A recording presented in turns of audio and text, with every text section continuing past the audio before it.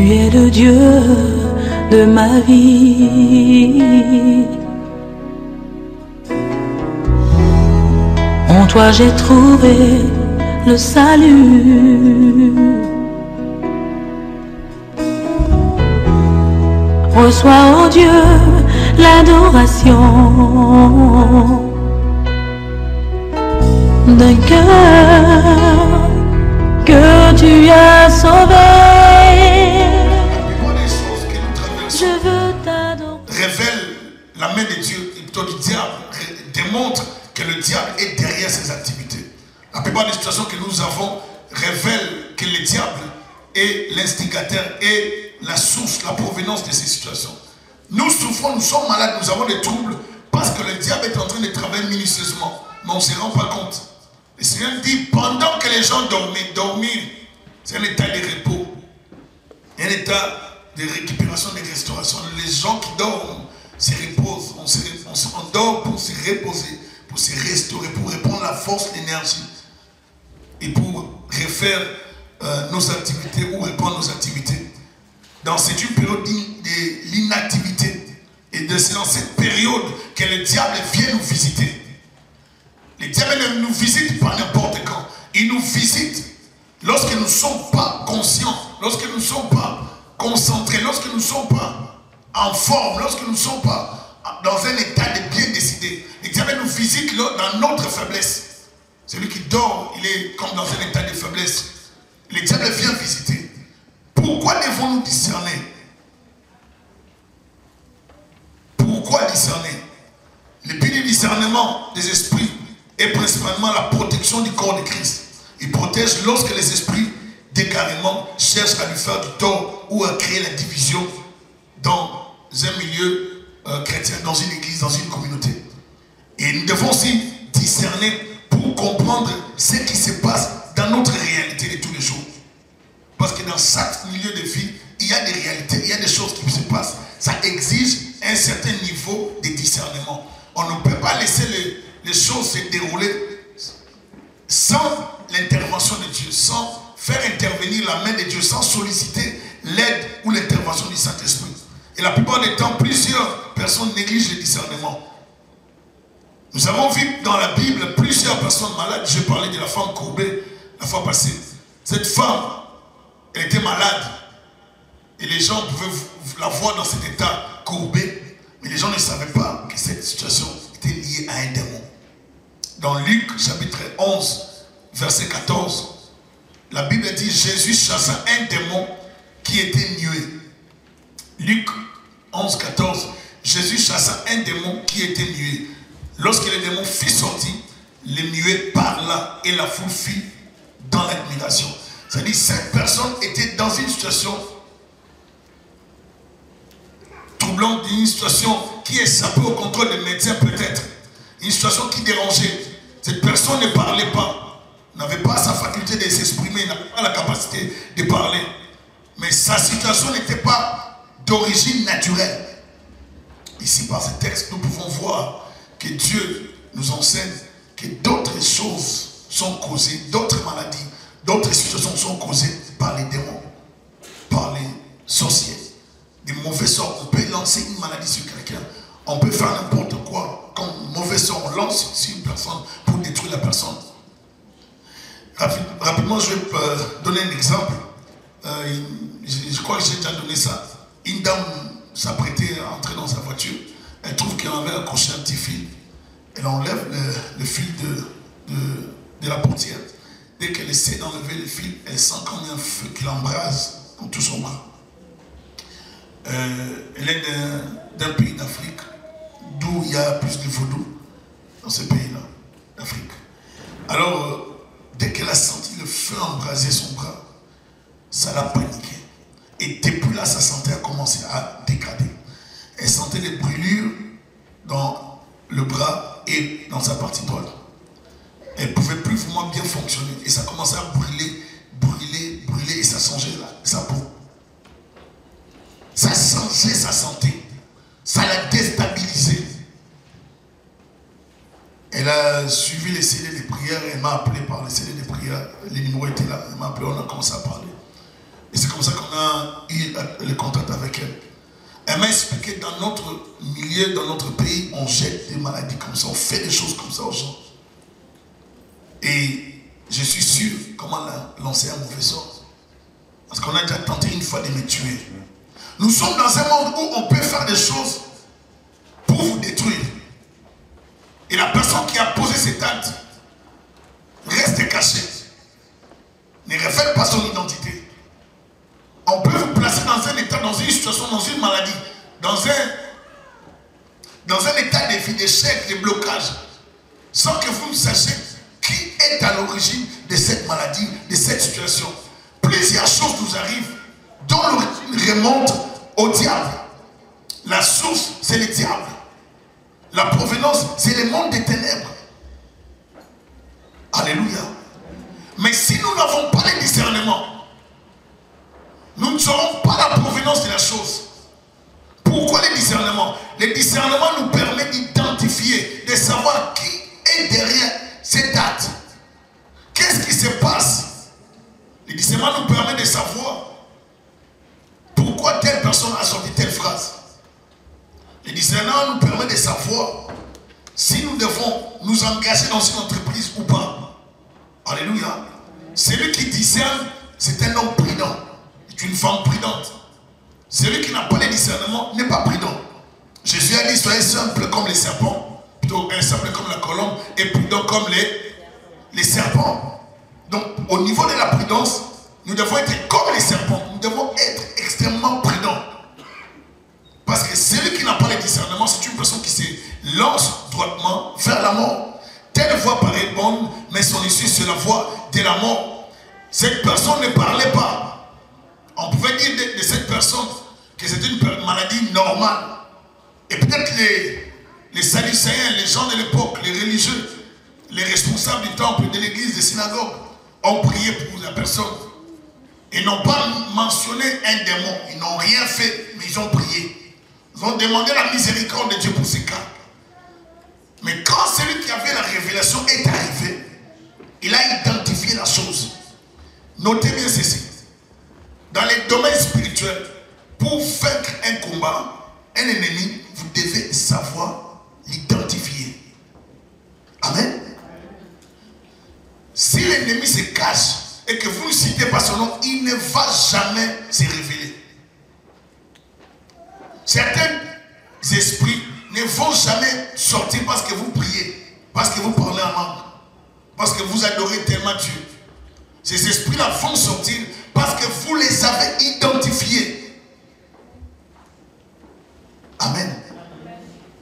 Et c'est par identification qu'on peut les chasser. Si vous ne connaissez pas la maladie de votre famille, vous ne saurez pas la combattre. Si vous ne savez pas que dans votre sang vous êtes diabétique, vous ne saurez pas prendre des mesures disciplinaires en ce qui concerne l'alimentation. Vous allez manger n'importe quoi. C'est lorsque vous serez malade à l'hôpital que vous allez vous rendre compte qu'il fallait respecter un régime alimentaire. Amen. Celui qui n'a pas l'information est un pauvre. Celui qui a l'information peut s'en sortir. Et si vous n'avez pas l'information, je vous assure, ma soeur, mon frère, vous allez souffrir. Il faut avoir l'information. Et si votre esprit est contrôlé par le diable, sachez-le bien que le diable va vous empêcher de réaliser vos rêves. Ces personnes pouvaient rester dans cet état de muet, sans parler, sans dire un mot, et vivre comme ça jusqu'à la mort. Il y a des gens qui vivent sur la terre, mais qui ne vivent pas leur vie. Il y a des gens qui vivront des vies imposées. Et le diable va tout faire pour que vous ne vous rendiez pas compte que vous devez fournir des efforts pour quitter cette vie. Il va vous maintenir dans l'aveuglement spirituel. Il va vous maintenir dans la négligence spirituelle. Il va vous mettre dans un état pour que vous ne fournissiez aucun effort de vous en sortir. Ça, c'est l'œuvre du diable. Nous avons besoin de discerner dans toutes circonstances de nos vies. Je voudrais dire à quelqu'un d'observer ses relations. Regarde les relations que tu as avec les gens. Regarde l'apport de ces relations dans ta vie. Prends le temps d'observer certaines relations. Est-ce que ça vaut la peine de les maintenir? Alléluia. Des fois, nous nous accrochons aux gens qui nous détruisent minutieusement mais tranquillement. Pendant que les gens dormaient,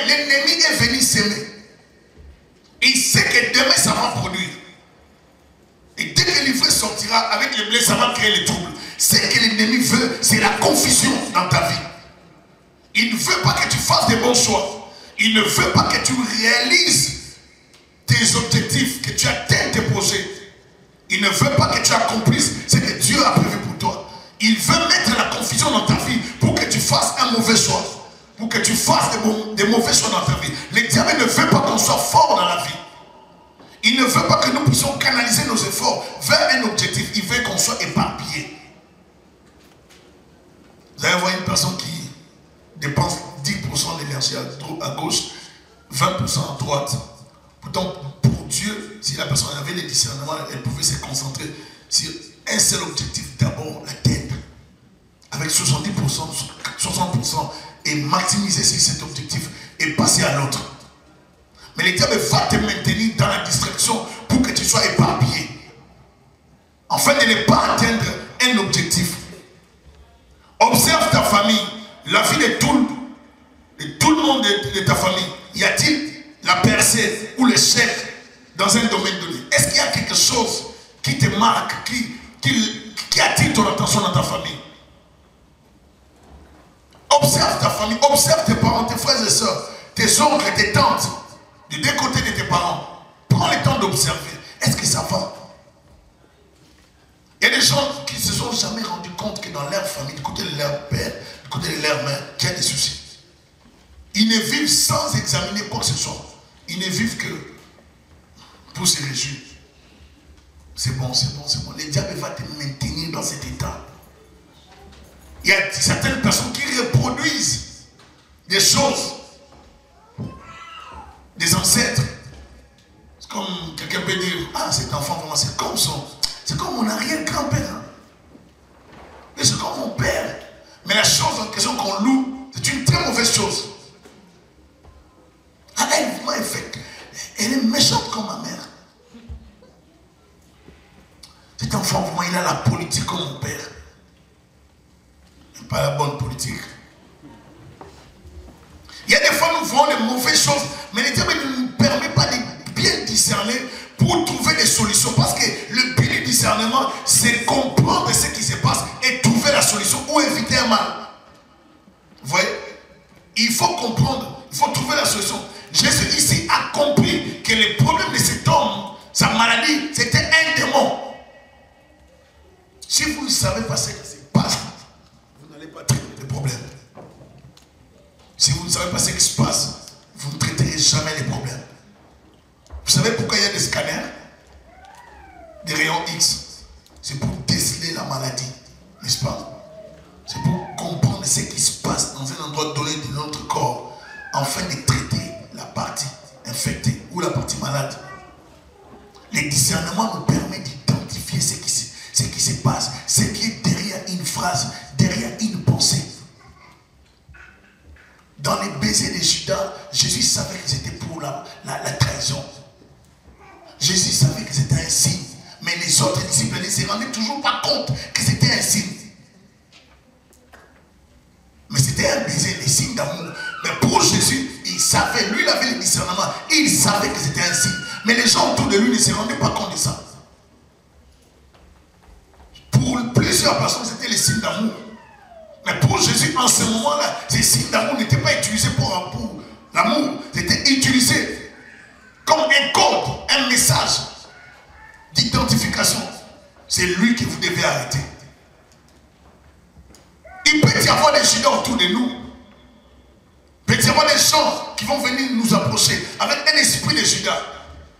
C'est-à-dire des gens qui vont tout faire pour vous enfoncer. Des mauvais conseillers, des mauvaises personnes qui ne vous produiront aucun bon résultat, qui ne vous donneront aucun bon conseil, qui seront là juste pour vous dire, fais ça, fais ça. Ils vont te pousser à échouer, à perdre ton énergie, à perdre ton temps, à détruire ta propre vie. Il faut discerner. Plusieurs personnes sont mortes à cause de l'absence de discernement. Sans le discernement, on se bute. Sans le discernement, on tombe. Sans le discernement, on meurt avant le temps. Sans le discernement, plusieurs ont perdu la vie. Il faut avoir le temps de discerner. Il faut avoir le temps de méditer sur plusieurs sujets de la vie. Observez votre famille. Observez vos enfants. Observez tes démarches. Observez un peu ta vie. Est-ce que ça marche? ou ça ne marche pas? Pourquoi c'est en plus l'alcool? Est-ce que dans ma famille, il y a quelqu'un qui était comme moi? Est-ce que dans ma famille, il y a un cas similaire? Il faut prendre le temps d'observer, d'analyser. Et celui qui discerne, il a son intelligence éclairée, libérée par le Seigneur. Son intelligence n'est pas envoûtée. Alléluia. L'attitude d'une personne peut révéler l'état de son cœur. Si vous avez le discernement, regardez une personne, vous pouvez aussi comprendre que son attitude révèle vraiment l'état de son cœur. L'attitude de certaines personnes, on les accuse. Vous allez voir quelqu'un qui vous a tellement vilipendé, et dès que vous vous rencontrez, la personne n'arrive pas à vous regarder en face. Vous pouvez comprendre ça directement, n'est-ce pas? Quelqu'un vous dit, mange, mais tu vois que la personne est en train de regarder à gauche, à droite. La personne ne te regarde pas en face. Tu es empoisonné. C'est un piège. On n'arrive pas à te regarder en face. Ne faites pas des choses par complaisance. Il faut avoir l'esprit réveillé, un esprit éveillé, un esprit capable de discerner. Pour votre vie, s'il faut dire non, dites non. Pour sauver votre famille, s'il faut dire non, soyez catégorique. Protégez votre vie. Plusieurs personnes souffrent dans ce monde à cause de cette ignorance, à cause de la négligence. Et ces gens ont voulu négliger un élément très capital, le discernement. Ne négligez pas le discernement. Alléluia. Certains mépris que vous subissez révèlent l'identité de ces gens qui vous méprisent. Révèlent leur attitude intérieure par rapport à votre personne. Vous avez des gens qui vous méprisent à l'école, qui ne veulent pas vous sentir. Vous ne savez pas pourquoi, mais pourtant, c'est à cause de votre intelligence. Peut-être quand tu réponds souvent aux questions que les professeurs posent, ça te dérange un autre dans la salle. Quelqu'un peut te commencer la guerre sans que tu le saches. Tu n'as pas non plus besoin de savoir tout ce qui se passe. Tu as besoin de te protéger d'abord toi. Amen. Alléluia. Tu ne vas pas trop te préoccuper des autres. Tu te préoccuperas de ta vie. Est-ce que ta vie est sécurisée, barricadée? Est-ce que ta famille est sécurisée? Est-ce que ton esprit est protégé? Tu dois te protéger. Quelqu'un va voir, tu fais des affaires, tu commences à percer. La personne te déteste, commence à en souffrir dans le cœur. Et monte un projet pour te détruire, te déstabiliser dans cette entreprise. Nous souffrons dans la vie parce que nous ne voulons pas discerner. Nous échouons dans la vie, nous mourrons même plus vite parce que nous ne voulons pas prendre le temps de discerner. Et nous gardons certaines maladies parce que nous ne voulons pas chercher la solution. Cette maladie pouvait rester dans cette personne. Si on priait seulement, Seigneur bénis cet homme, Seigneur allait toujours continuer à bénir cet homme. Cette personne allait rester dans cet état de muet. Je dis bénis ce garçon, Seigneur va bénir. Mais est-ce qu'on ne peut pas identifier le cas, la situation de la personne? Alléluia. Certaines gentillesses sont une manière de dissimuler la haine, la colère et les mauvaises pensées que porte quelqu'un envers vous. Absalom était toujours dans la même ville que son père, mais il jouait un mauvais coup à son père. Et son père, dans la distraction, ne se rendait pas compte que son propre fils était en train de fomenter un plan, de déstabiliser son royaume. Il voulait prendre sa place et il gagnait le cœur du peuple. Absalom était dans la même ville. David était dans le palais royal, mais il ne savait pas que son propre fils allait les tuer ou voulait les tuer. Il faut discerner. Le discernement commence dans ta propre maison. Le discernement doit commencer dans ta propre famille. Le discernement doit commencer dans ton caractère, dans tes habitudes, dans ta vie. Comment tu conduis ta vie? Comment ça se passe dans ta vie? Comment tu vis ta vie, tes relations? Est-ce que tu te sens libre ou tu es lié? Tu dois discerner des choses qui se passent dans ta vie. Et c'est le diable étant un ennemi très avisé. Alors qu'est-ce qu'il fait? Il nous empêche même de discerner. J'ai dit le but de discerner, c'est de nous permettre de comprendre les plans du diable. Et qu'est-ce que le diable veut faire? Il veut détruire nos vies. Il veut nous infiltrer. Il veut nous gagner pour sa cause. Il veut nous déstabiliser.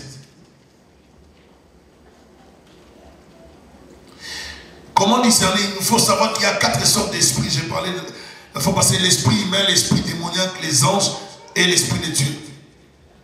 Nous devons être capables de différencier et de bien comprendre lorsque l'homme est en action, lorsque le diable agit et lorsque le Saint-Esprit travaille. Nous devons savoir déjà que Dieu ne cherche pas les vaines gloires, tandis que l'homme charnel et le diable cherchent tous cette vaine gloire. Vous pouvez observer quelqu'un servir Dieu ou quelque chose. Vous pouvez voir si la personne cherche la gloire des hommes ou cette personne aime vraiment son Dieu. Alléluia. Et lorsqu'on cherche la gloire vraiment des hommes, vous pouvez déceler ça. Et c'est des fois c'est visible. On va chercher à trop paraître. On va chercher à trop flasher. On va chercher à mettre des choses qui ne sont pas censées être portées par un serviteur de Dieu. Est-ce que vous êtes là? Vous n'avez jamais observé ça? Amen. Est-ce que vous savez que même de nos jours, l'église pentecôtiste est en train de redevenir un peu comme l'église sans avoir d'où nous sommes tous venus? Et surtout même dans l'habillement des pasteurs, tout ça, les serviteurs de Dieu. Je ne suis pas contre ça. Je garde ma position, mais je dis, il y a certaines choses que nous adoptons. On ne sait plus si on est des pasteurs ou on est des évêques dans l'église catholique, si on est des abbés, si on est des... Vous comprenez, non?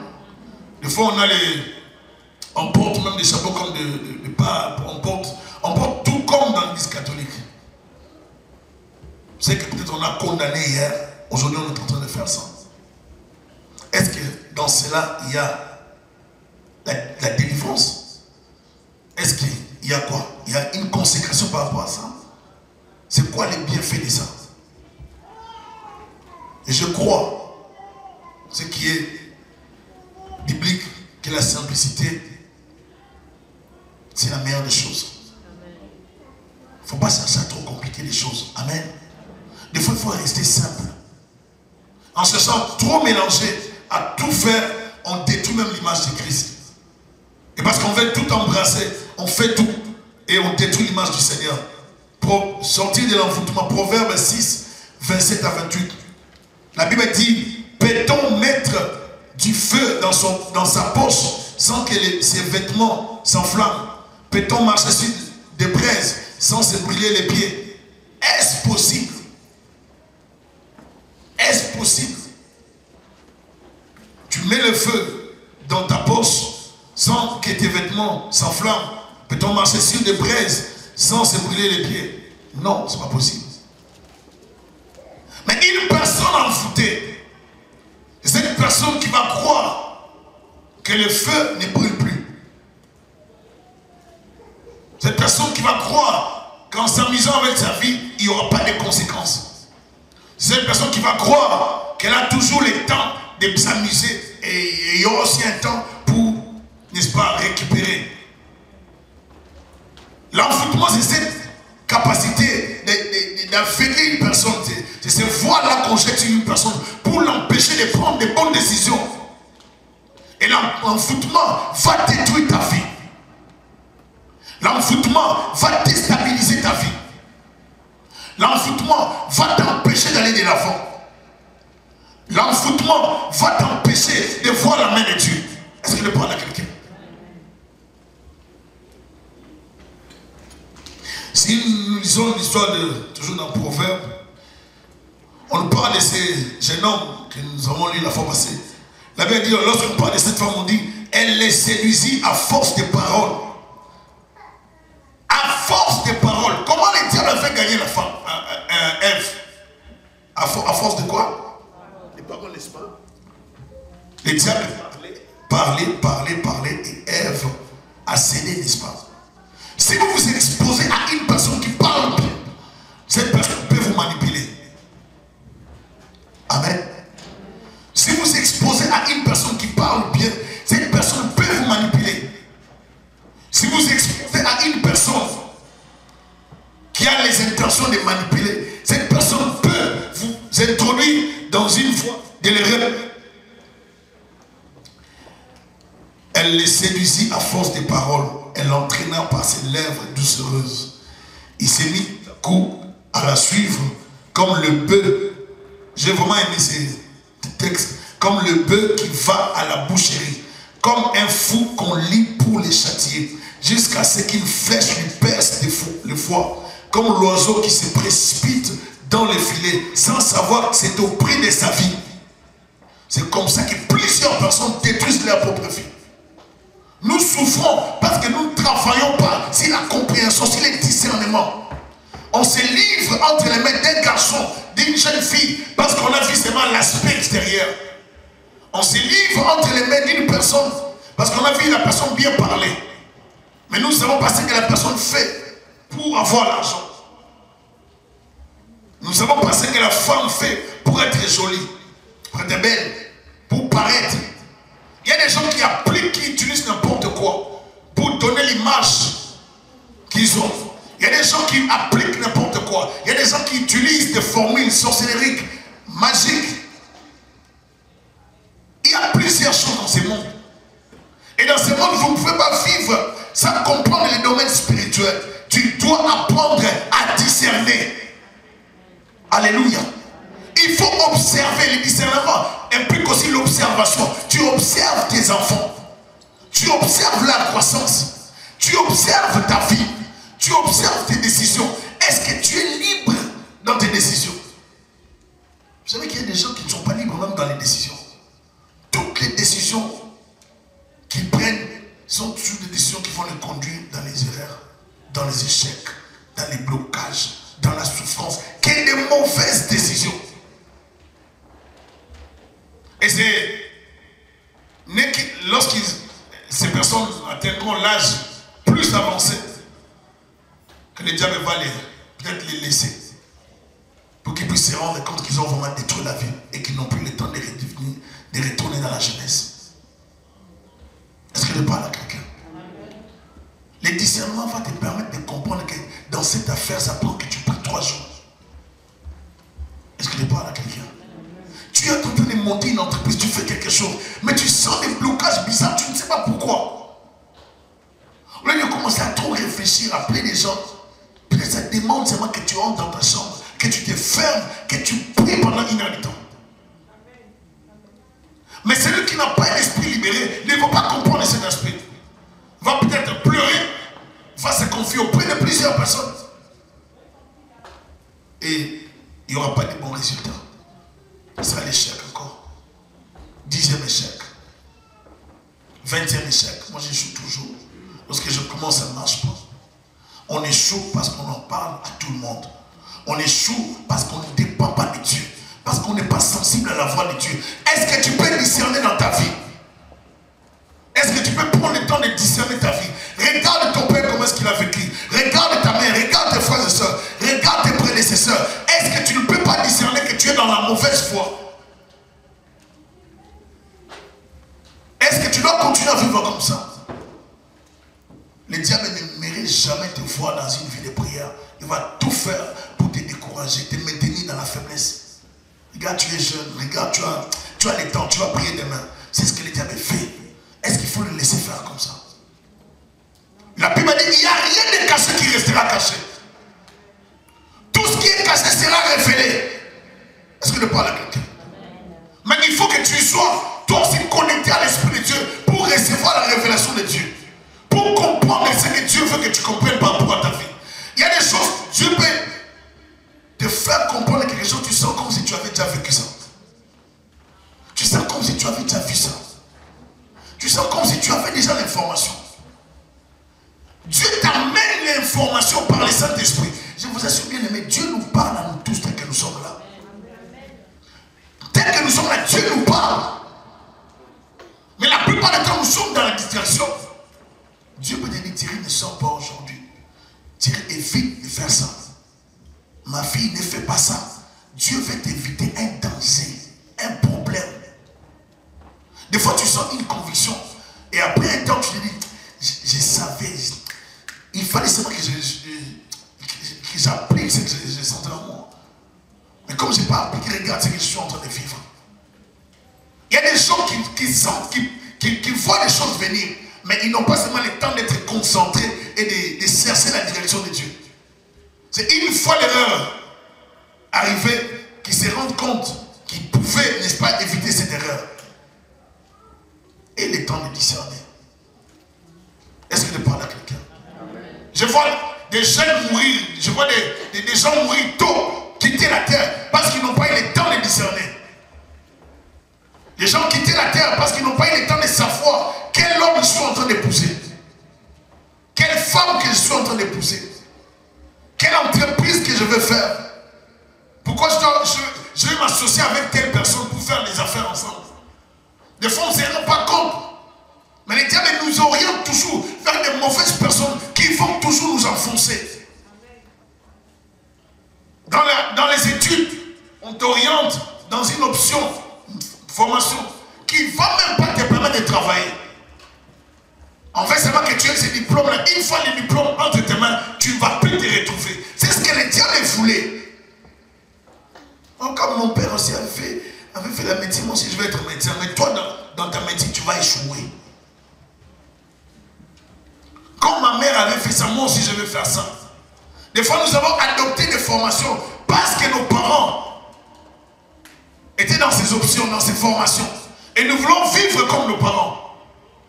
Nous voulons reproduire la même chose. Parce que papa a réussi dans ce domaine, je vais faire la même chose comme mon père. Bien, j'ai fini même la formation. Il arrive, mais je n'ai pas de résultats. Je n'ai pas de résultats. Je n'arrive pas à produire de bons résultats. Est-ce que vous êtes là? J'ai fini ma formation. Je n'arrive pas à trouver un emploi selon ma formation. Tu as étudié dans tel domaine, mais tu n'as jamais travaillé dans ce domaine après 20 ans de travail. Des diplômes. Tu as été aux études, tu as un diplôme, tu as fini tes études. Mais tu n'arrives pas à travailler dans ton domaine. Mais tu maîtrises ça bien. Quand tu vois les gens le faire, tu dis là, ils font de l'erreur. Normalement, on devait faire ça comme ça. Toi, c'est seulement la connaissance. Normalement, tel qu'il parle là, normalement, dans notre milieu, on parle comme ça. Mais il n'a pas bien maîtrisé la matière. Toi, tu as bien maîtrisé, mais tu n'as pas le travail. Celui qui n'a pas bien maîtrisé a le travail. Là où les gens doivent réussir, toi, tu y réussis toujours difficilement. Et à peine que tu arrives. Et tu dois chercher même 40 jours pour arriver là. Pour avoir un emploi seulement de 30 000 $, tu peux faire même une année de jeûne de prière. Le problème, c'est peut-être pas les jeûnes de prière, c'est seulement le discernement. Tu peux dire ça comme ah, c'est cette histoire, je l'enlève, c'est tout. L'ivré va s'aimer la confusion. Il faut savoir que l'ennemi a déjà semé quelque chose. Et quand l'ennemi sème, il y aura la confusion. Et c'est cette confusion qui va déstabiliser ta vie. Ne vivez pas dans la confusion. Il veut que tu sois troublé. Il veut que tu ne saches pas prendre une bonne décision. Il ne veut pas te permettre de décider. Il ne veut pas te permettre de bien choisir. Il veut seulement te permettre de faire des erreurs. Comme ça, tu vas détruire ta vie toi-même. C'est que le diable veut que tu lui donnes la permission de détruire ta vie. C'est que le diable veut que tu lui donnes la permission de déstabiliser ta famille. Je voudrais dire à quelqu'un de stopper l'œuvre du diable. Le diable était un ennemi plutôt qui n'abandonne pas sans avoir atteint ses objectifs dans nos vies. Il cherche à nous contrôler, à nous pousser dans les erreurs, à nous détruire par nous-mêmes ou en cherchant notre autorisation officielle. Comme ça, il aura la permission, il aura la voix de Dieu pour dire Dieu, regarde, eux-mêmes m'ont permis de venir détruire leur vie. Il faut démasquer l'ennemi. Car il vient de façon voilée, masquée, afin de donner une fausse image. Mais observe bien et sois patient, tu verras les mensonges. Rien de caché qui restera caché. Si tu es patient, Dieu va te permettre de comprendre ce qui se passe, même au travail. Tu peux être en train de travailler avec des gens qui veulent te détruire, qui veulent t'empoisonner. Ils tomberont eux-mêmes dans leur propre piège. Éternel, lève-toi, combat ceux qui me combattent. Parmi ta lance et ton javelot contre mes adversaires. Ils m'ont tendu un piège. Ils veulent me détruire. Lève-toi, Dieu. Tu ne peux pas faire ce genre de prière si tu n'as pas le temps de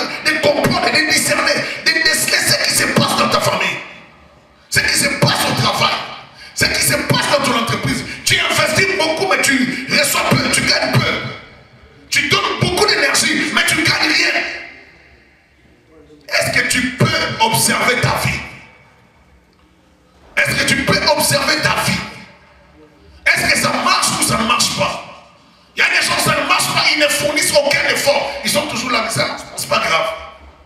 C'est pas grave. Tu peux te consoler avec des phrases comme ça, c'est pas grave, mais c'est grave. Est-ce que je parle à quelqu'un? Arrêtons avec des fausses consolations, c'est pas grave, c'est grave. Non, c'est pas grave, ça va aller, ça va pas aller. Réveille-toi. Ça prend le discernement. Si tu n'as pas le discernement, ça ne va pas aller. Est-ce que je parle à quelqu'un? Celui qui n'a pas le discernement sera contrôlé directement par Satan. Le diable va s'imposer dans sa vie. Il faut stopper l'œuvre du diable dans ta maison. Est-ce que je parle à quelqu'un? Il faut combattre et chasser l'esprit d'endormissement, de fatigue bizarre, l'esprit de sommeil exagéré, d'insouciance, de distraction, d'amusement. Les gens qui veulent s'amuser à tout moment. Les gens qui veulent dormir de fatigue bizarre et exagérée. Les gens qui n'aiment pas la vie de prière, de sommeil exagéré. Les gens qui n'ont pas les soucis de leur destinée. Tu vois, quelqu'un qui ne cherche jamais l'excellence dans sa vie. On cherche seulement que Dieu nous bénisse. Comme je disais le matin. Les gens qui veulent seulement que le pasteur gêne pour lui, que le pasteur dort à terre, que le pasteur fasse tout, et eux, ils sont seulement des bénéficiaires, je reçois. Non.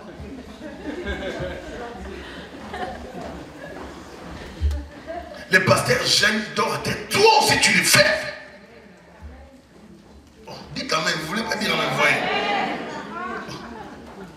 Je gêne, tu gênes, nous prions ensemble. C'est ensemble qu'on aura des résultats. On est efficace lorsqu'on est ensemble dans l'unité, dans la prière. Mais si moi je prie, toi tu ne pries pas, il n'y aura pas vraiment des résultats. Il faut te connecter.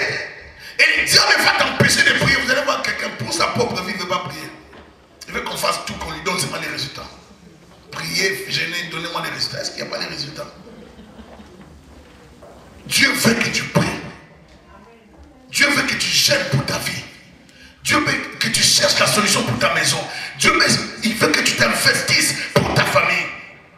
On veut être riche, mais on ne veut pas donner aux pauvres. Et vous pensez que Dieu fait des gens des riches pour qu'ils soient riches pour eux-mêmes.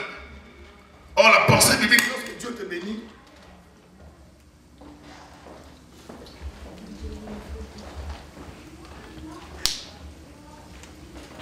la pile. Amen. La pensée biblique est que lorsque Dieu ne te bénit pas pour toi-même. Dieu te bénit pour les autres. Vous le savez, non?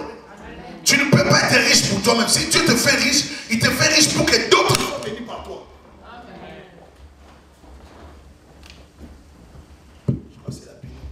Il nous bénit pour que les autres soient aussi bénis. Si Dieu me donne de l'argent, je dois aider d'abord ma propre famille et puis sortir de ma famille. Dieu ne peut pas me bénir pour moi-même. Si Dieu me fait riche, il me fait riche pour ceux qui sont autour de moi. Si ma famille ne bénéficie pas de mon argent, je suis un méchant. Comment tu veux que Dieu te rende prospère alors que les pauvres qui sont à ta côté, tu ne les bénis pas? Comment tu veux que Dieu te rende prospère alors que la dîme, tu ne sais pas la donner? Mais tu veux seulement que Dieu te... Oh, il y a des gens qui ont aussi des demandes devant le Seigneur. Stabilise-moi, Seigneur. Arrange, fais en sorte que je n'ai pas vraiment des problèmes, que je n'ai pas des soucis. Seigneur, que je gagne bien mon argent, ma vie, que je sois stable. Tu veux que Dieu te donne tout ce que tu demandes. Mais toi, tu n'as pas le temps pour Dieu. Toi, dans ton argent, il n'y a pas de dîme. Toi, dans ton argent, tu ne peux pas aider les plus démunis. Les petits pauvres dans ta famille, tu ne peux pas l'aider. On te demande $20, tu as du mal à dire. Tu préfères prêter que de donner. Et puis après, moi, tu me devais $20. Alors que dans les comptes, tu as $50 000. Radin, méchant. Et des gens comme ça ne feront pas les seigneurs, je vous assure. Des fois, on suit $100 alors qu'on a plus dans les comptes.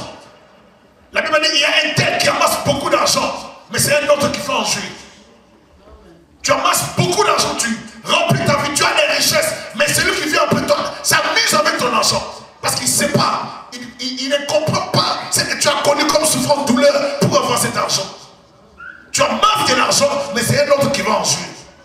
Sers Dieu avec ton argent pendant que tu es vivant. Sers créer des amitiés. Ça va créer des protecteurs pour tes enfants après toi. Est-ce que je parle à quelqu'un? Il y a des gens qui seront bénis, même les enfants seront bénis à cause de leurs actes. Il y a des gens qui sont vraiment dégradés. Donc dans leur programme annuel, il n'y a rien pour Dieu. Donc rien, tout c'est pour eux. Donne-moi. Fais ça pour moi. Tu sais que je t'aime. Un amour seulement comme ça. Même Dieu a aimé, il a donné. Lui, il ne donne pas. Tu sais que je t'aime. Tu es bon Dieu. Dieu n'a rien à voir avec cette adoration des types comme ça. Dieu veut d'abord que tu sois une personne qui s'offre, que tu t'offres comme un sacrifice vivant, saint et agréable à l'Éternel. Ce qui sera de ta part un culte raisonnable. De ta part un culte raisonnable. Offre-toi à l'Éternel. Romains 12, verset 9.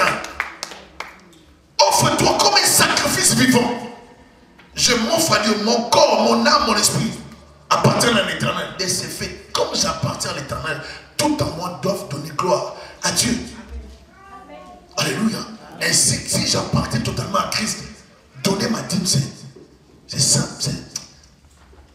C'est librement. Ce n'est pas par contrainte.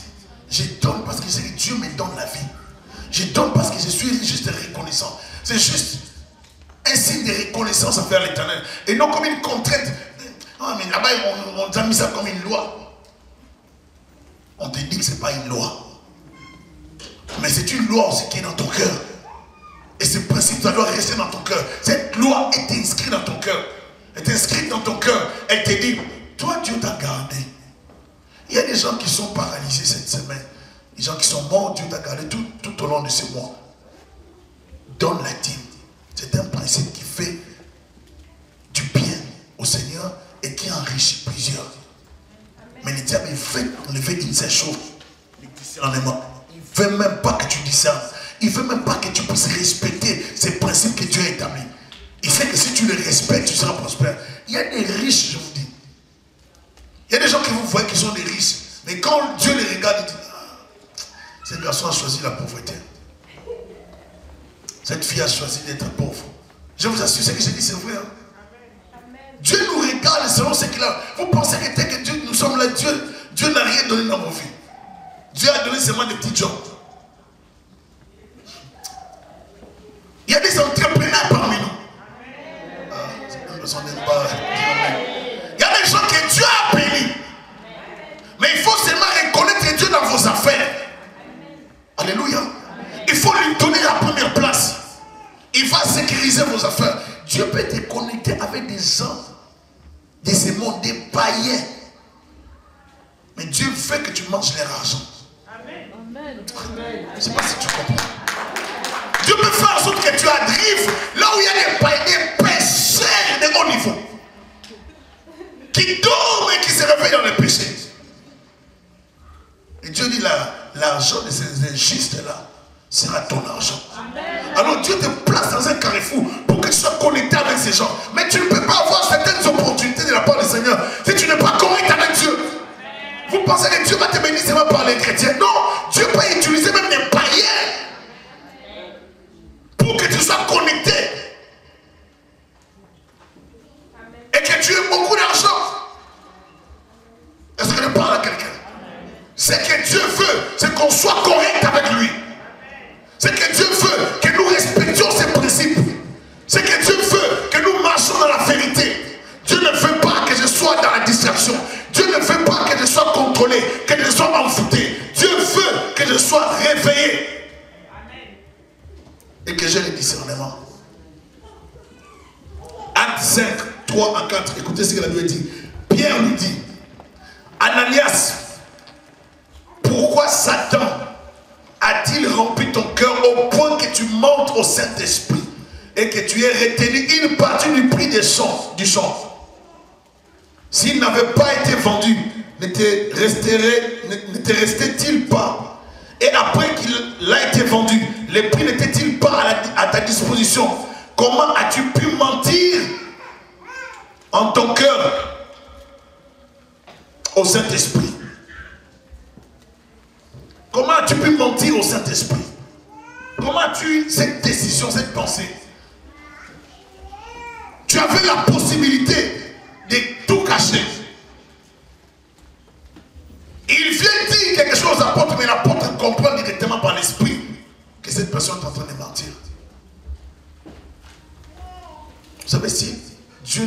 amener les temps apostoliques aujourd'hui. Plusieurs personnes ici comme on allait avoir des deuils dans l'église.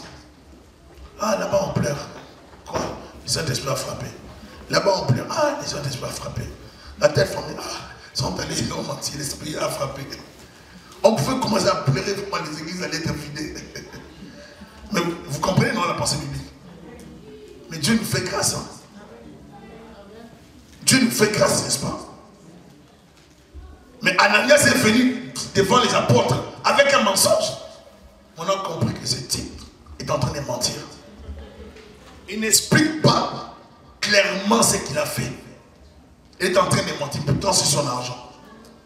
L'apôtre dit, comme tu mens au Saint-Esprit, tu vas voir. Tous les jours ne seront pas les mêmes. Hein? Amen. Dieu te laisse le temps de t'arranger. Dieu ne veut pas que tu continues à vivre comme ça. Il arrivera un jour où Dieu va te dire, aujourd'hui c'est fini là. Je vais révéler ton identité. Est-ce que vous êtes là? Il faut apprendre à vivre dans la droiture, dans la vérité. Il faut cesser de vivre dans la compromission. Il faut cesser de vivre dans les mensonges. Être honnête, c'est que Dieu demande qu'on soit honnête. Même dans la gestion de notre argent. Qu'on soit vrai. Envers nous-mêmes et envers l'Éternel. Alléluia. Il pouvait dire seulement aux apôtres, nous avons donné un tiers, c'est tout. N'est-ce pas? Ils n'étaient pas obligés de tout donner. Mais ils ont préféré mentir. Et selon leur choix, les dons. Mais il ne faut pas mentir. Alléluia. Bien-aimé, que l'argent ne te sépare pas de Dieu. Que le bien de ce monde ne te sépare pas de Dieu. L'autre point, quatrième point, la contrefaçon satanique est en marche. Aujourd'hui, le diable vient à nous avec ses fausses doctrines, ses faux prophètes, apôtres déguisés, ses faux pasteurs, ses faux serviteurs de Dieu, ses fausses églises et un faux évangile. Le diable n'est jamais à la source des bonnes choses. C'est aussi cette capacité surnaturelle de comprendre exactement entre les vrais et les faux prophètes, les discernements. Les vrais et les faux ouvriers du Seigneur. La capacité de discerner entre ce qui vient de Dieu et ce qui vient du diable. Plusieurs personnes disent les choses de Dieu viennent par escalier. Et le diable, c'est plus vite, tu appuies un bouton, l'ascenseur monte. Et la plupart des temps, nous préférons l'ascenseur que les escaliers. Des fois, nous comprenons que dans les escaliers, nous pouvons travailler notre cardio. On transpire dans les escaliers. On brûle, n'est-ce pas? Mais nous préférons l'ascenseur. C'est plus vite. C'est comme ça que l'homme fonctionne. L'homme veut ce qui est rapide. L'homme veut des choses qu'on lui donne rapidement, sans traîner. Je viens à l'église. Est-ce que Dieu ne peut pas me répondre demain? Si Dieu ne me répond pas cette semaine, je sors de l'église. On donne des limites à Dieu. Je veux que cette semaine, que Dieu me donne la solution. Oh! Ça, c'est la magie, bien, c'est les choses de Dieu. Toi, qu'est-ce que tu as déjà fait pour Dieu pour que Dieu te réponde cette semaine? Mais il a posé ce type de questions. Dieu attend tellement qu'il a donné son fils unique. Il a fait un sacrifice. Toi, as-tu déjà fait un sacrifice pour Dieu? Si on te pose une question, est-ce que tu as déjà même donné 10 dollars, 20 dollars, 100 dollars à Dieu? Si on te pose une question, as-tu déjà gêné pour quelqu'un sans gêner pour toi? Toi, tes gênes, c'est toujours pour toi. Quand tu gênes, tu penses à toi. Seigneur, fais pour moi. Seigneur, bénis ma vie. Seigneur, tu sais combien je t'aime. Toi, ton amour, c'est toujours verbal. Pas dans les actes. Seigneur, je t'aime. Vous savez, il y a des gens qui formulent leur amour, leurs paroles. Ils ont des expressions. Seigneur, tu sais combien je t'aime. Oh Dieu, que je t'adore. Dieu n'a rien à voir avec ça. Dieu veut voir ton adoration dans tes actes aussi. Est-ce que je parle à quelqu'un? Tu aimes Dieu, pose les actes. Tu aimes Dieu, quitte ta maison à temps. Viens prier à temps. Est-ce que je parle à quelqu'un? Parce que ça brûle dans mon cœur. J'aime tellement Dieu. Je ne veux pas rester à la maison. Je dois aller vite à l'église. Je dois aller chercher la face de Dieu. Maintenant, tu aimes venir, que tu trouves tout le monde dans la salle. Là, tu es à l'aise. S'il n'y a pas des gens, tu ne viens pas. Si ta vie chrétienne dépend des gens, tu es malheureux. Ta foi ne doit pas dépendre de quelqu'un. J'aime mon Dieu. Je n'ai pas prié que mon frère, ma soeur ne soient pas là. Je vais prier. Même si je suis le premier à être dans la salle. David, le roi qu'il était, il ne regardait pas sa royauté. Il disait, je suis dans la joie. Je suis dans la joie d'aller dans la maison du Seigneur. Lorsqu'on me dit, allons, allons, je suis dans la joie. Ça brûle dans mon cœur. J'aimerais demeurer toute ma vie dans ta présence. Un roi. Un roi. Et nous maintenant. Nous, lorsqu'on a seulement un peu d'argent, c'est fini. Même les coups de fil de téléphone, tu vas prendre ça. Tu prends des coups de fil, tu sélectionnes les appels. Celui-là, je vais le prendre dans un mois. Celui-là, bon, qui tombe. Vous savez, les hommes riches, vous ne les aurez pas facilement au téléphone. Non? Vous le savez, non? Que votre frère soit basketteur, on dit comme ça, basketteur de NBA. Mais prenez le téléphone, appelez votre frère s'il va prendre. Il joue au basket. Toi, tu l'appelles comme ça, il va prendre. Mais c'est que tu vas demander l'argent. Il ne va pas décrocher ton appel. Et puis toi, tu ne vas pas te lasser. Et puis quand tu l'auras au téléphone, tu ne vas même pas te fâcher. Amen. Parce que si tu te fâches, tu te fais une porte d'argent. Et tu sais qu'il ne faut même pas oser se passer. Et même si cette période, ce n'était pas la période de NBA, bien de playoff. Même si ce n'était pas la période de playoff. Mais comme tu ne sais pas comment les reprendre, alors il te dit non, je suis un peu occupé, on s'entraînait beaucoup. Non, c'est pas grave, c'est pas grave, c'est pas grave. Parce que tu sais que c'est lui qui a le pouvoir. Tu sais que c'est lui qui a l'argent. Le pauvre parle en suppliant. Les riches lui répondent avec dureté. On est pauvre, on est vraiment mendie, on supplie. Aide-moi. Mais les riches restent méchants. Je n'ai pas le temps. Bon, on va voir ça prochainement. Il a l'argent pour t'aider, mais il ne veut pas le faire. Est-ce que je parle à quelqu'un? Nous vivons dans un monde où le diable fait renverser les valeurs que Dieu a placées dans l'homme. On veut donner des conditions à Dieu pour les servir. On veut donner des conditions au pasteur pour servir Dieu. Moi, pour que je serve Dieu, vous savez, moi j'ai beaucoup de choses à faire. Il faut que vraiment Dieu fasse des choses pour moi. Mais si demain tu mourais, toi tu penses que tu es le maître de ta vie. Tu penses que dormir, se réveiller, c'est quoi? C'est la jeunesse? Non. Tu dors, tu te réveilles, c'est la grâce de Dieu. Tu peux ne pas te réveiller demain. Vous savez combien d'athlètes, et même je veux aller plus loin parce que les athlètes, vous savez, est-ce que vous n'avez pas été informé de la mort de l'enfant de Sylvester Stallone? Vous connaissez Sylvester Stallone? C'est lui qui a tourné tous les films comme Rambo. Vous allez dire, parce que c'est normal. Cobra, tous ces films-là. Mais ces jours-là, il a perdu son enfant qui est toujours fort, qui est toujours. Je crois que c'est un garçon. Et on a même dit de sa fille qu'elle était aussi malade. Il y a des gens qui lisent quand même, non? Les magazines. C'est vrai, non? Mais un riche frappé par la mort, malgré l'argent qu'il a, il ne peut pas acheter la vie pour sa fille. C'est là que Dieu finit ton intelligence. C'est là que Dieu finit la force humaine. C'est là que Dieu nous montre que nous sommes fragiles. Même si nous avons besoin d'argent, même si nous avons plutôt beaucoup d'argent, nous sommes limités. Nous ne sommes pas maîtres de toutes choses. Nous ne contrôlons pas toutes choses. Nous sommes limités. Nous avons un petit moment sur la terre. Comme l'herbe des champs. Et demain, on va te brûler. J'aimerais te dire, considère ce que Dieu fait pour toi. Réveille-toi, cesse de t'endormir. Cesse de rêver. Ne perds pas ton temps sur la terre. Réveille-toi. Le diable est en train d'utiliser la contrefaçon. Il nous amène dans des pistes pour nous tromper. Ne formez pas, 2 Corinthiens 6, 14, ne formez pas avec les incroyants un attelage disparate. Quelle association y a-t-il entre la justice et l'iniquité? Ou quelle communion entre la lumière et les ténèbres? Il faut savoir que Satan est le maître de la contrefaçon. Il cherchera toujours à imiter ce que Dieu, le Saint-Esprit, fait dans nos vies. Le diable va toujours imiter. Il va toujours nous emmener dans la fausseté. Il va nous faire croire, mais tu sais, tu as toujours le temps, tu peux ne pas prier. Mais Dieu va te comprendre. Toi, tu penses que tu écoutes seulement les pasteurs là. Et aussi, ils exagèrent. Ils voient les démons partout. Regarde, ils ne vivent même pas dans leur jeunesse. Ils ne vivent pas. Nous, on doit vivre. J'ai vu des amis vivre et puis mourir. Ne mourrez pas avant votre temps. Vous pensez que Dieu crée un homme, une femme, pour mourir si tôt? Je ne crois pas ça.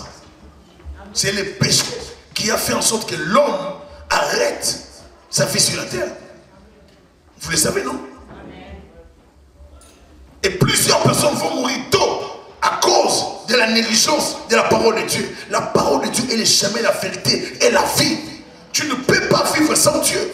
Tu as besoin de Dieu. Ne néglige pas la parole de Dieu. Ne néglige pas la foi du Seigneur. Ne néglige pas les choses de Dieu. Ne néglige pas les choses de Dieu. Ça n'a rien à voir avec la couleur. Ça n'a rien à voir avec les maquillages. Ça n'a rien à voir avec la beauté, ni les habits. Parce qu'il y a certaines personnes, lorsqu'ils s'habillent, c'est comme si le monde, tout n'existait plus. Le monde est à la perfection selon l'habillement, selon le maquillage, selon la coiffure. Et on n'a plus le temps pour le Seigneur. On trouve comme ça dans l'église, on va se salir. Or l'église nous prolonge nos vies. L'église nous protège. Écoutez ceci, avant de finir. Une personne qui marche avec les ténèbres ne saura pas que les ténèbres est dans sa vie. Mais une fois que la personne rencontre la lumière de Dieu, la lumière de Dieu va repousser les ténèbres. Et le diable, c'est qu'il ne veut pas. Il veut te maintenir dans la distraction. Il ne veut pas que tu saches que le ténèbre est en train d'habiter ton esprit. Il ne veut pas que tu sois libéré. Il ne veut pas que tu adores Dieu. Il ne veut pas que tu pries. Il ne veut pas que tu arranges des choses. Il ne veut pas que tu arranges ta famille. Il ne veut pas que tu surveilles tes enfants. Il ne veut pas que tu sois stable dans ton mariage. Il ne veut rien de bon pour toi. Tout ce qu'il veut, c'est détruire par la contrefaçon, par la manipulation, en s'aimant livré. Il veut mettre la confusion dans ta vie. Est-ce qu'il faut continuer à vivre comme ça? Il ne veut pas que tu pries. Parce qu'il sait que quand tu pries, tu vas changer les choses. J'aimerais dire à quelqu'un, le discernement te permettra d'identifier les problèmes. Et sachez ceci. Si vous savez identifier, ou si vous avez identifié un problème, commencez à citer ces problèmes-là dans la prière. Retenez ce que j'ai dit, citez ça dans la prière. Si une personne est dans les ténèbres et que cette personne se lève contre vous, et que vous êtes sûr que cette personne vous combat, maintenez le nom de la personne dans la prière. Seigneur, si je suis fautif, sois le justicier. Fais justice, mon Dieu. Regarde ces problèmes entre moi et telle personne. Seigneur, entre dans ces combats. Ne cherche pas la vengeance. Laisse Dieu te venger. C'est là que tu... Je vous dis, la prière, quand tu cites, quand tu cibles, ça fragilise les démons. Ça fragilise... Vous savez, une personne qui est dans l'occultisme, vous savez, s'il y a 10 occultistes ici, je vais prendre des noms. Dan, Roger, X, un truc comme ça. Maintenant, si tu sais qu'il y a Dan dans le groupe, tu identifies Dan dans ta prière. Tu ne cibles que Dan. Dan saura que tu l'as ciblé. Et c'est que je vous donne comme élément, comme garantie. Dan sera paralysé par votre prière. Vous devez identifier vos problèmes. Il faut les attaquer à la source. Et le discernement va te permettre de savoir d'où vient le problème. Et tu vas l'attaquer à la source. Ils ne veulent pas que tu discernes pour que tu ne libères pas ta vie. Ils ne veulent pas que tu discernes pour que tu restes aveuglé dans la prière. Je priais pour une fille en Afrique. Pendant que je priais, elle était dans un état. Et puis je prêchais, elle était dans un état. Puis lorsqu'elle a fini la prière, j'ai dit, je vais prier pour toi. Elle a refusé. Elle m'a répondu devant son non. Vous savez, des fois, comme si quelqu'un te répond après la prière, on dit non. J'ai dit, qu'est-ce que le pasteur lui a dit? Même si tu regardais là-bas, tu vas tourner un peu pour chercher d'où vient les noms. N'est-ce pas? C'est normal parce qu'on veut savoir qu'est-ce qui se passe là-bas. Qu'est-ce qu'il a dit? J'ai dit, je vais prier pour toi. Elle m'a répondu en face. Non! J'ai demandé à son responsable, c'est quoi qui se passe? Il dit, non, mais je ne sais pas, mais il était vraiment touché par la parole. Mais comment il réagit comme ça? J'ai dit, je vais prier pour toi. Encore. Non! J'ai compris qu'il ne fallait plus demander, il fallait attaquer. Amen. Et là, si tu n'avais pas les discernements, tu ne vas pas comprendre. J'ai dit seulement au nom de Jésus-Christ de Nazareth. Là maintenant, les gens qui ne regardaient pas vont regarder maintenant. Parce qu'il dit au nom de Jésus-Christ de Nazareth à terre. Là, mais c'était pendant qu'on se saluait. Hein. C'était pas pendant la prière. Quand j'ai compris que le nom là c'était un nom démoniaque, parce qu'un démon, un esprit peut se manifester dans une personne et l'esprit parle, vous parle, mais vous ne saurez pas que c'est l'esprit. Et la personne peut croire que ce sont ses pensées, ses idées. L'esprit peut exprimer même une colère envers vous. Juste parce que l'esprit veut vous fragiliser, vous déstabiliser. Quand j'ai attaqué l'esprit, directement la personne était à terre. L'esprit est entré dans cette personne comment? Parce que cette fille, son père avait loué une grande maison. Mais vous savez, les gens d'ambassade, hein, les gens des ambassades, ces gens qui travaillent dans les ambassades là. Et son père avait loué une grande maison. La fille habitait dans une chambre, une grande pièce. Elle était seule. Un jour, elle dormait. Elle a vu un monsieur qui est entré dans sa chambre. Et depuis ce jour-là, dès qu'elle entre dans sa chambre, elle est paralysée. Elle voit toujours le monsieur rentrer. Et la journée, à chaque fois qu'elle veut en parler, elle sent comme si on la bloque. Elle ne peut pas en parler. Et responsables, ce sont les parents. Ils ont emmené les enfants dans une maison sans chercher compris pour la maison. Comment tu n'as ni le fétiche, tu n'as ni Dieu? Mais qui te protège? Qui te protège? Toi, tu ne fais pas les choix de Satan, tu ne fais pas les... Tu es au milieu, mais qui te protège? Le diable va t'envahir. On ne peut pas rester au milieu. Dieu n'envahit pas les gens brutalement. Dieu le demande. Je me tiens à la porte, je frappe. Est-ce que tu fais quelque chose? Si tu ne fais pas, il va rester. Mais le diable vient, il force les choses, il entre. Et je vous assure, bien aimé, elle était possédée par un géant. Par la prière, j'ai commencé à chasser l'esprit. Et pendant que je priais, je voyais les gens qui me regardaient maintenant. Vous savez, les gens, au lieu de partir, tout le monde me regardait maintenant. On va voir si la fille va revenir. On va voir si les gens ont commencé à me regarder, je voyais les gens. J'ai dit à les responsables, mais soutiens-moi quand même dans la prière. La personne ne revenait pas, l'esprit ne sortait pas non plus. Et puis la personne avait manifesté une force bizarre. Voulait sortir de la salle de prière. Mais j'ai persévéré dans la prière jusqu'à ce que l'esprit va se manifester. Je suis entré dans sa vie, tu ne peux pas me chasser. Qui es-tu? J'ai dit, je suis serviteur de Jésus. J'ai dit, tu vas la libérer au nom de Jésus-Christ. Il y a certains démons, il faut les identifier pour les chasser. Quand ça ne marche pas, commence à parler en langue. Si tu n'as pas de parler en langue, commence à citer des paroles bibliques. Cite des versets bibliques. Dis, il est écrit dans la parole. Il est écrit dans la parole. Il est écrit dans la parole. Je vous ai donné le pouvoir. Cite la parole de Dieu. Ça paralyse les démons. Cite les versets bibliques. Ça neutralise leurs activités. Ils ne veulent pas que tu lises la Bible. Ils ne veulent pas que tu pries. Parce que tu vas arrêter leur activité dans ta famille. Ils veulent que tu divorces. Ils veulent que tu vis dans l'échec, dans l'instabilité. Mais toi, tu ne dois pas divorcer. Est-ce que je parle à quelqu'un? Ils veulent que tu échoues. Toi, tu ne dois pas échouer. Et si tu avais connu des échecs dans un domaine donné, tu peux vivre la restauration. Ça doit changer dans ta vie. Au nom de Jésus-Christ. Parce que Dieu te destine à la guérison. Il était muet. Mais Jésus a chassé les démons muets. Quand les démons muets sont sortis, les jeunes hommes, la personne a commencé à parler. Tu peux encore parler. C'est un démon qui bloque ton problème. C'est un démon qui occasionne la situation. Tu peux encore parler. C'est possible de parler. Parce que celui qui parle sans sa vie, celui qui parle appelle à l'existence de choses qui n'existent pas. Tu peux encore parler. Ils ne veulent pas que tu parles. Ils veulent te maintenir dans cet état de muet pour que tu ne passes pas dans ta vie. Tu peux encore parler. Ils veulent que tu échoues dans ta vie pour que tu ne réalises pas les pensées de Dieu dans ta vie. Tu peux encore parler. Ça prend un Jésus qui va te parler, qui va te dire, démon, sors de cette personne. Libère son esprit.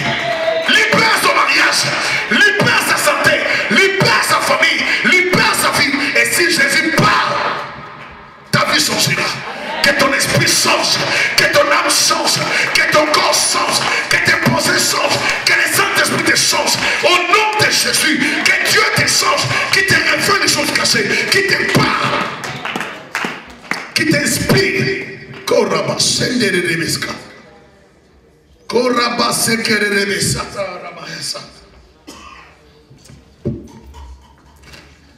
J'ai fini par là. Je vous dirai une chose. Judas, lorsque Jésus-Christ, la femme versait le parfum sur Jésus-Christ, Judas a réagi auprès des gens. Vous savez ce qu'il a dit? On pouvait prendre ça et vendre ça et prendre l'argent donné aux pauvres. Est-ce que c'est une mauvaise pensée? Répondez-nous. Une bonne pensée, n'est-ce pas? Mais son cœur était méchant.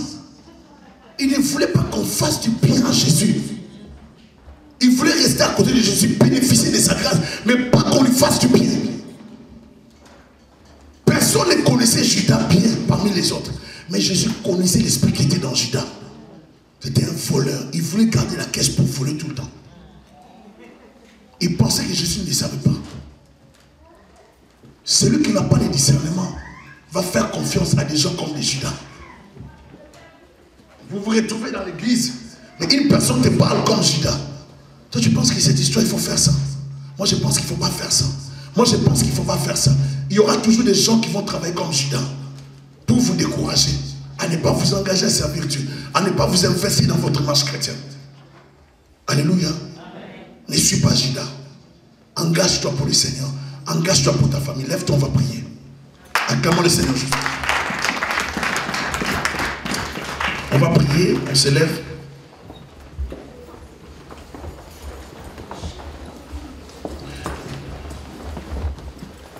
J'aimerais que tu pries avec moi. Seigneur Jésus, entre tes mains, je recommande ma vie. Prends le contrôle de ma vie, de mon corps, de mon âme et de mon esprit. Je refuse que le diable contrôle ma vie. Je refuse que le diable contrôle mon esprit. Saint-Esprit de Dieu, Saint-Esprit de Dieu, viens prendre le contrôle de ma vie. Délivre-moi de tout esprit du diable. Délivre-moi de tout esprit des ténèbres. Délivre-moi de toute puissance des ténèbres. Au nom de Jésus. Au nom de Jésus. Délivre-moi de tout esprit maléfique. Au nom de Jésus. Je refuse que le diable contrôle ma vie. Je refuse que le diable contrôle toute activité d'envoûtement, d'aveuglement dans ma vie. Je le neutralise, je le paralyse, je le condamne. Ça libère ma vie, ça libère mon esprit, ça libère ma santé, ça libère mon mariage, ça libère ma destinée. Au nom de Jésus, je refuse que mes oreilles, que mes yeux soient contrôlés par Satan. Au nom de Jésus, je suis libre dans mes décisions, dans mes réflexions. Nous protégera contre les ennemis. Au nom de Jésus, que leur route soit glissante et ténébreuse. La route de ceux-là qui en veulent à ma vie, de ceux-là qui combattent ma famille. Au nom de Jésus, je libère la puissance du Saint-Esprit dans ma vie, dans ma famille, dans mon esprit, dans ma destinée. Je libère ma destinée. Je libère ma destinée. Je libère ma destinée. L'honneur et la grâce m'accompagnent tous les jours de ma vie. Au nom puissant de Jésus, nous acclamons notre Dieu. Tu es le Dieu de ma vie.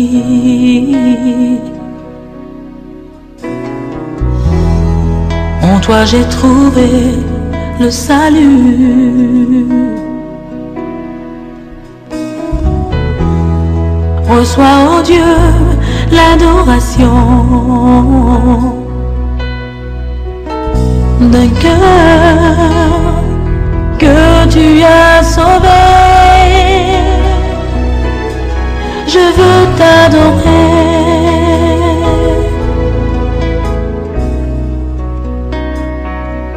Oh, je veux t'adorer.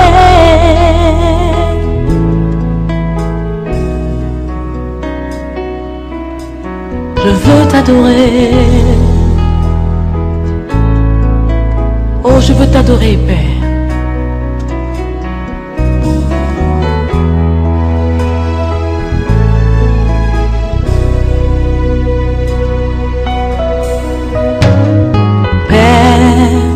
Nous t'adorons,